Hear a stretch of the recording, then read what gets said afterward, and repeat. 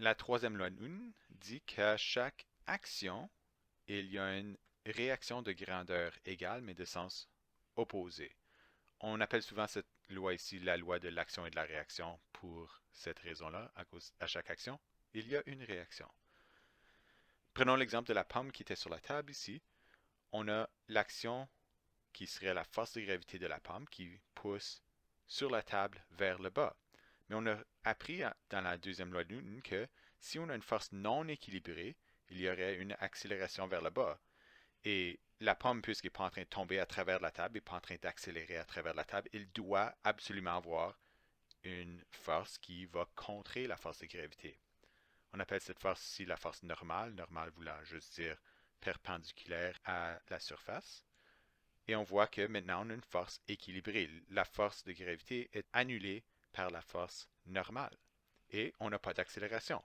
Et ça suit aussi la première loi de Newton qui dirait qu'un objet au repos resterait au repos à moins qu'il y ait une force non équilibrée. Alors ici, on voit que les forces sont équilibrées. Et si on a un mur, puis on essaie de pousser sur un mur, nous autres, on pousse vers la droite. Et encore une fois, on voit que le mur n'est pas en train d'accélérer vers la droite. Alors il doit avoir une force qui annule la force de nous qui pousse. Et c'est le mur qui pousse contre nous. Ça, c'est la réaction.